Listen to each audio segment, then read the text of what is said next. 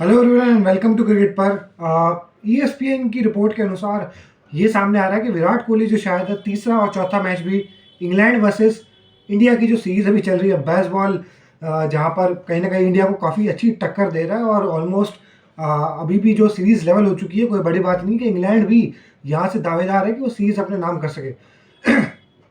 ऐसे में ईएसपीएन क्रिक इन्फो द्वारा ये रिपोर्ट दी गई है कि विराट कोहली जो है उन्होंने अपने आप को अनअवेलेबल करवा लिया, या फिर वो तीसरे और चौथे मैच में जो है खेलते हुए दिखेंगे नहीं। तीसरा मैच जो है 15 तारीख से शुरू होना है राजकोट में।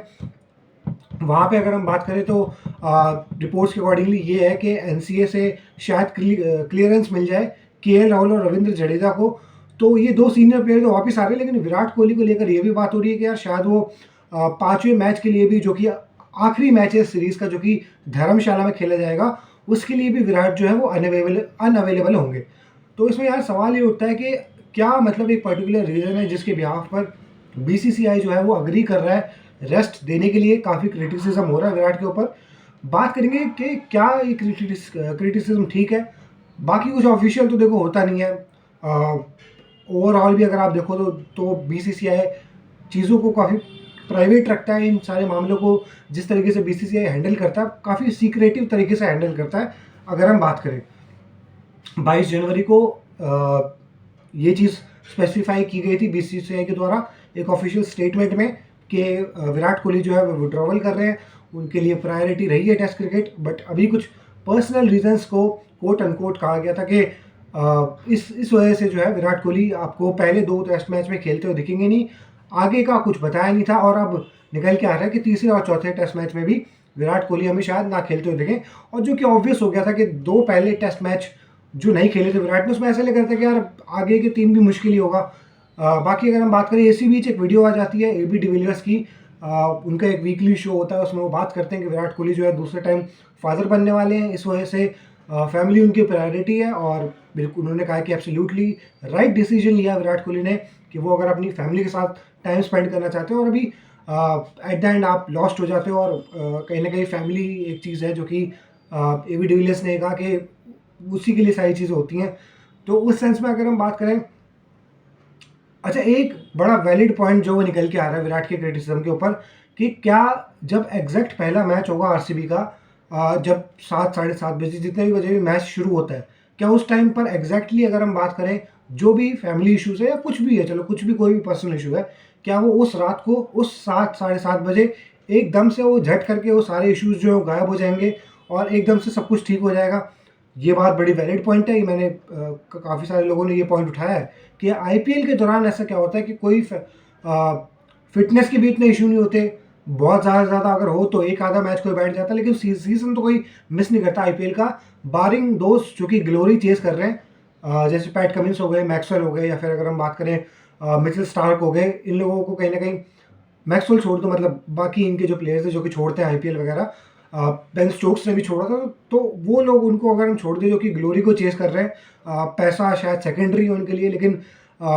जो इज्जत है वो टेस्ट क्रिकेट में को खेल के मिलती है, या फिर अपनी कंट्री के लिए कहीं ना कहीं अगर हम बात करें, अगर आप जीतते हो कोई बड़ा लॉरल तो वहाँ से आपको इज्जत मिलती है। तो उस सेंस में अगर हम बात करें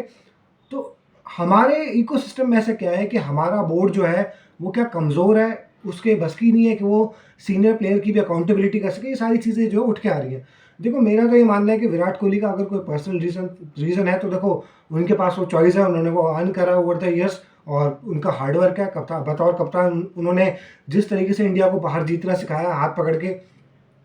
तो वहाँ पर भी उनके वो सारी चीज़ें क्रेडिट में हैं। तो अभी मैं समझता हूँ कि रजत पाटीदार को जो चांसेस मिल रहे हैं यार, एटलीस्ट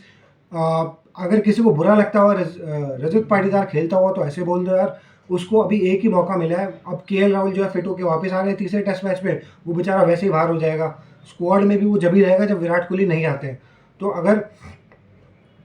रजत पाटीदार को मौका मिल जाए और उसके पास वो कहीं ना कहीं 30 समथिंग रन उसने करे थे पहली इनिंग में, ठीक है अनलकी या स्टिकर पे बॉल लग गई और थोड़ा सा मतलब रेव्स लेके बॉल विकेटों पे चली गई, लेकिन ओवरऑल कहने का मतलब ये है कि अभी सिर्फ दो मैच के बिना पर अगर सीनियर प्लेयर वापस आ जाते हैं दो इनिंग्स की बिहाफ पे, बल्कि अभी तो एक ही मैच खेला रजत पाटीदार ने, डेब्यू था,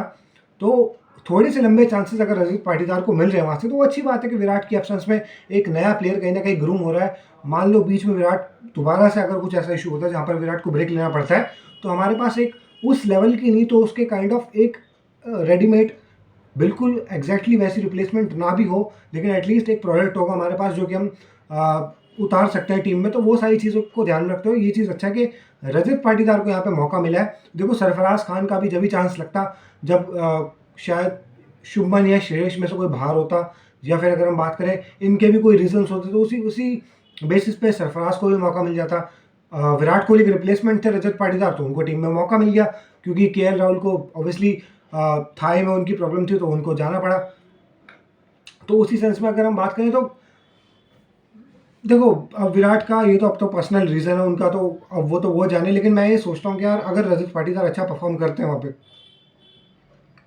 या फिर कोई भी यंग बैटर है जो कि विराट की जगह पर अच्छा परफॉर्म करता है और उसके 100 हैं और उसमें पोटेंशियल है, तो मैं समझता हूँ कि यार एकदम से ऐसे उस यंगस्टर को बाहर करना ठीक नहीं होगा। ठीक है विराट कोहली बहुत बड़े प्लेयर हैं, लेकिन यार अगर वो यंगस्टर परफॉर्म कर रहा है, वो कंसिस्टेंट है, वो फील्ड में एनर्जेटिक है, उसकी फील्डिंग अच्छी है, वो सारे बॉक्सेस टिक कर रहे हैं, उस बेसिस पे सिर्फ आप बाहर उसको भगा दो कि यार अब विराट कोहली जो है रेस्ट से आ चुके हैं तो आपको बाहर जाना पड़ेगा एकदम से, वो चीज़ गलत होगी। अगर उसकी परफॉर्मेंस बुरी आती है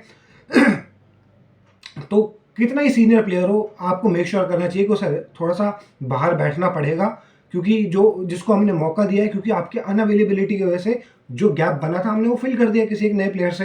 तो अगर आप आए हो, आप बड़े प्लेयर हो, तो आपको फिर रुकना पड़ेगा दोस्त, क्योंकि वो जो अंदर जा रहा है वहाँ पे ग्राउंड में परफॉर्म कर रहा है। ठीक है आपने पिछले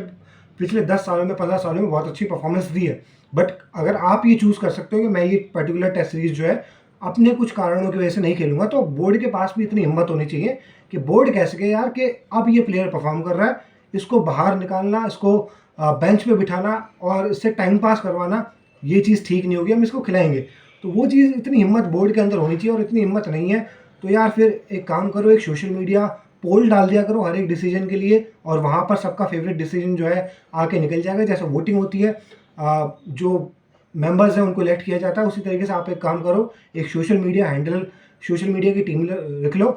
जितने भी प्लेटफॉर्म है वहाँ पे एक पोल डाल दिया करो, जो मेजोरिटी है जिसकी फैन फॉलोइंग ज़्यादा है वहाँ से डिसीजन जो है प्रॉपर बन के आया करेगा, और उसे इंप्लीमेंट कर दो, फिर किसी को कोई दिक्कत ही नहीं है भाई। अगर आप एब्सोल्यूट डेमोक्रेसी लाना चाहते हो तो फिर यही अब चांस बचता है, क्योंकि ज़्यादातर डिसीजन जो लिए जाते हैं, मुझे ऐसा लगता है कि बीसीसीआई में इतनी हिम्मत नहीं है कि वो सोशल मीडिया को हटाकर अगेंस्ट द टाइड जाकर जो है डिसीजन ले सके। जहाँ पर हवा चलती है उसी तरफ जो है एक खुली पतंग की तरह बीसीसीआई जो है बह जाता है। अब किसी को बुरा लगे तो लग जाए भाई, मुझे तो ऐसा लगता है 10 साल में पिछली ट्रॉफी नहीं आई तो कहीं कोई तो क्रिटिसिज्म करेगा ना इस बॉडी के ऊपर, या फिर इस बॉडी को बिल्कुल ही खुला छोड़ दिया जाए कि यार बहुत अच्छी बॉडी है, बहुत अच्छा काम कर रही है। अरे पैसे का करेगा क्या बंदा जब 10 साल में ट्रॉफी नहीं आई? मतलब इतना टैलेंट, इतने पैसे, वो कैसे जीत जा रहे हैं ऑस्ट्रेलियंस? क्यों जीत रहे हैं? क्योंकि वो इमोशनल होकर डिसीजन नहीं लेते, ना सोशल मीडिया का दबाव वो लेते हैं, ना कोई और चीज़ होती है, जस्ट प्योर क्रिकेटिंग डिसीजन लिए जाते हैं। मार्क बाउचर, देखो रोहित शर्मा को हटा दो पिक्चर से, मैं कह रहा हूँ मार्क बाउचर ने अगर ये चीज़ कही ना कि हम क्रिकेटिंग पर्सपेक्टिव से जो है डिसीजन लिया गया, तो उसी तरीके से बड़े नाम को हटाकर अगर क्रिकेटिंग पर्सपेक्टिव को ध्यान में रख के डिसीजन लिया जाए तो वहाँ से चीज़ें निकल कर आएंगी, रादर देन कि यार आप जो मेजोरिटी कह रही है, जो फैन पेजेस कह रहे हैं, उनके बेसिस पर आप डिसीजन लेना शुरू कर दो। तो ये था गाइस वीडियो में। अगर आपको वीडियो पसंद आई हो तो वीडियो को लाइक कर दीजिएगा, चैनल को सब्सक्राइब कर दीजिएगा, इन वीडियो को शेयर कर दीजिएगा। मिलते हैं आपके साथ नेक्स्ट वीडियो में। Thank you.